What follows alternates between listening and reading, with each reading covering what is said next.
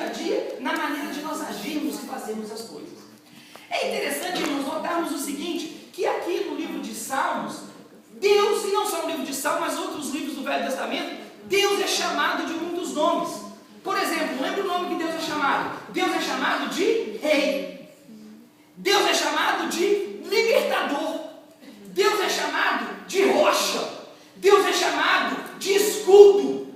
Deus é chamado de muitos nomes. Mas aqui nesse Salmo de Davi, Davi vai numa intimidade com o Senhor e ele passa a chamar o Senhor agora de pastor. O Senhor é o meu pastor. E diferente dos outros nomes e atributos que foram dados a Deus, quando o Senhor é o pastor, a ideia do pastor é que o pastor ele está junto, o rei está no palácio e você está aqui, o libertador ele vai vir num cavalo, não é isso? Mas quando é pastor, o pastor ele está junto com as ovelhas, o pastor ele leva as ovelhas, irmãos, em nome de Jesus, nessa noite entenda, o Senhor é o teu pastor, o Senhor está contigo por onde você andar e nada te faltará. Nada te faltará. O entendimento de Davi diz que o Senhor é o pastor, o Senhor está perto, o Senhor quer colocar você em pastos verdejantes, para que você possa ter o que? Fruto, para que você possa comer bem, para que você possa ir bem. O Senhor é colocado agora como pastor, como aquele que cuida de nós. Mas nessa noite, eu gostaria de falar com você sobre o versículo 5, e continuando quanto à vitória agora sobre o ladrão, eu quero falar para você, em primeiro lugar, nessa noite, que nós vamos ter a vitória sobre o ladrão, porque em primeiro lugar, é o Senhor que nos dá segurança. Amém. Irmãos, é o Senhor que nos dá segurança. Outro dia eu conversava com uma pessoa no trabalho onde eu trabalhava, e ele falou comigo assim: o que acontece com você? Como é que aconteceu isso com você? O primeiro dia que eu coloquei os pés naquela concessionária de carro e fui trabalhar com o Patrício Gomes, não é isso? Naquele primeiro dia que eu entrei ali como funcionário de vendas, eu já me vi como gerente. Eu já me vi como gerente. Então o que acontece? Visão é a capacidade de ver além. Irmãos, nós não saímos do Brasil, né? Porque a maioria do povo que está aqui, né, ele não saiu do Brasil do nada. Normalmente quando a gente conversa, né, a gente vai pastor, eu era isso, pastor, fazia aquilo. Então aqui o que ele não faz? Ah, pastor, você precisava ver na igreja como é que eu era. Ah, eu era. E aqui? Qual a diferença? Aqui é melhor ainda de fazer. Então nós não viemos de lá para sermos o que? Um segundo plano. Nós viemos de lá para estarmos em primeiro lugar. Quando José foi levado ao Egito, irmãos, ele foi para a cadeia, e quando ele estava na cadeia, ele não deixou de falar, e ele falou por quê? Rapaz, olha, quando você for falar lá com o copeiro, com o rei, não esqueça de falar sobre mim. Nós precisamos entender que o Senhor quer que nós abramos as nossas bocas, porque nós somos capacitados. Deus não te fez incapaz, Deus te fez capaz, e essa segurança é Deus que dá para você. E você tem que entender que o Senhor tem essa segurança para você. Essa segurança é maior do que você pode pensar. Essa segurança é a verdade que você entende dentro de você que vai dar certo. Quando você saiu do Brasil, ou do Chile, ou da Colômbia, ou de Cuba para vir para cá, em alguma hora passou na sua cabeça que podia dar errado? E por que quando você está aqui agora você acha que vai dar errado? Você não está entendendo a palavra do Senhor? A segurança do Senhor, ele diz que ele prepara perante os nossos inimigos uma mesa. A ideia, irmãos, é a seguinte: antes mesmo que a batalha aconteça, nós já estamos celebrando, glória a Deus, aleluia, eu venci a batalha, porque o Senhor já me deu a segurança. Não sou eu, irmãos, é o que o Salmo 23:5 diz. O Senhor já preparou para você a mesa da vitória. O Senhor já preparou para você a festa da vitória. Mas é necessário que nós entendamos, em nome de Jesus, que em Cristo somos mais do que vencedores. Sabe qual é o problema? O problema é o seguinte: é que a gente quer dar o nosso jeitinho. Deus, e se eu te ajudar? Deus, isso que o Senhor quer fazer para mim, tudo bem, mas pode demorar um tempo maior. Eu sou brasileiro, deixa eu dar um jeitinho brasileiro aqui para ver se vai mais fácil. Irmãos, o jeitinho pode dar certo. E eu não estou falando para você não dê o jeitinho, não faça o jeitinho, porque eu não sou ninguém para julgar você, e eu não estou julgando. Eu estou dizendo para você o seguinte: cada ato que nós cometemos, existe o quê? Uma consequência. E a morte diz, a Bíblia diz o quê? Que o salário do pecado, a consequência do pecado é o quê? É a morte. E morte, eu quero dizer para vocês, é o quê? É separação daquilo que está bem e daquilo que não está. Se nós entregamos nas mãos de Deus e não tentamos dar o nosso jeitinho, no tempo de Deus a vitória vai ser vencida, porque Ele diz o seguinte: Ele não pode mentir na sua palavra, e Ele já preparou a mesa diante dos inimigos, e o que nós temos que fazer é celebrar, confiar e esperar no Senhor. É o que a palavra de Deus diz. É o que a palavra de Deus diz. Mas nós às vezes estamos tão preocupados com a nossa maneira de fazer, com a nossa maneira de agir, que nós não conseguimos escutar o que o Senhor está falando. Nessa noite está falando para você: eu te dou segurança, eu te dou a vitória.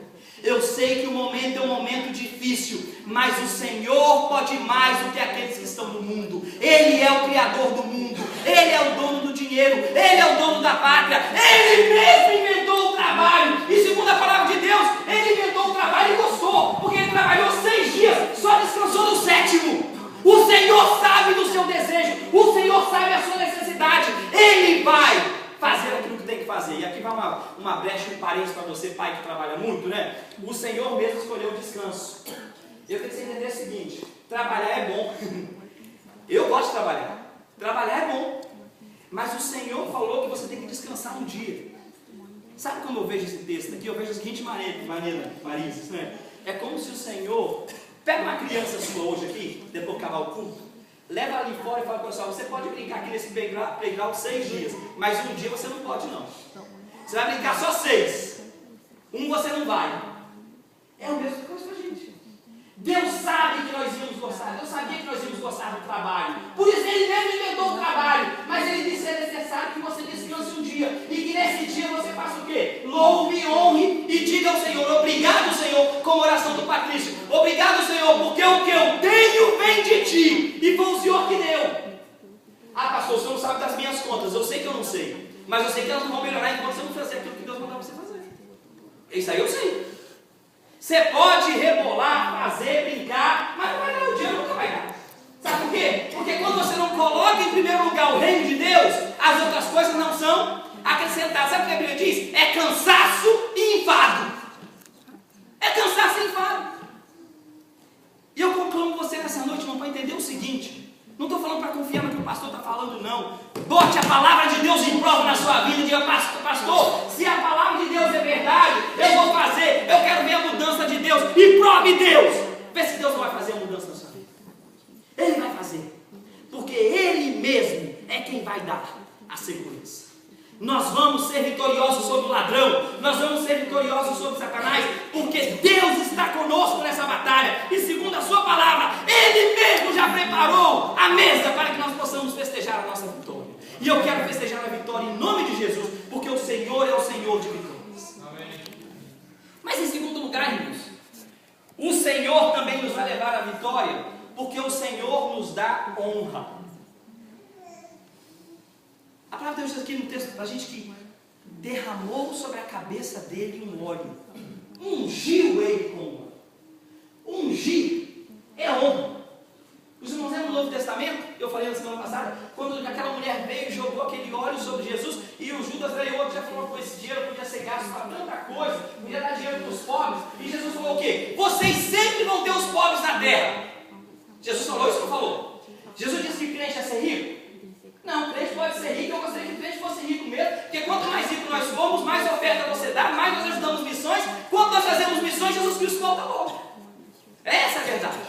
Mas Jesus disse que alguns vão ser pobres e uns vão ser senhores, e Ele deu o quê? Um para os pastores, uns vão ser presidentes, outros vão ser donos de companhia, outros vão trabalhar. E na verdade eu digo para os irmãos: já fui dono de companhia, e digo para os irmãos: é melhor ser trabalhador do que ser dono de companhia, porque você dorme em paz de noite. É verdade. Você que está aí aspirando a ser dono de companhia, vá ser dono de companhia. Eu te digo: vá ganhar dinheiro. Mas quando você for dono de companhia, você vai falar: rapaz, eu era feliz e não sabia. Porque é isso, você não tem que preocupar do aluguel, da prestação, do salário, do fundo de garantia do empregado, do INPS, do que seja. A sua preocupação é outra. Então, quando você aprende a viver com menos, você vive com menos e é feliz.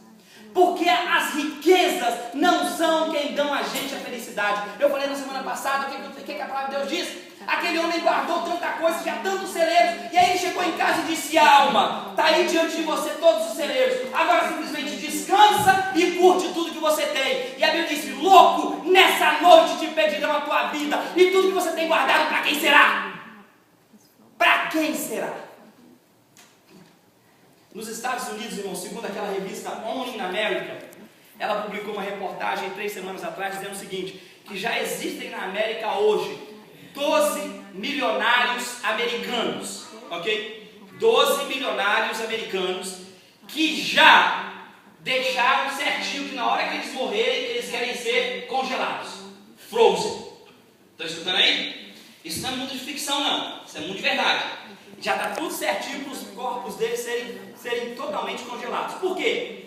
Porque eles acreditam que a medicina daqui a uns anos vai conseguir dar vida e refazer a vida.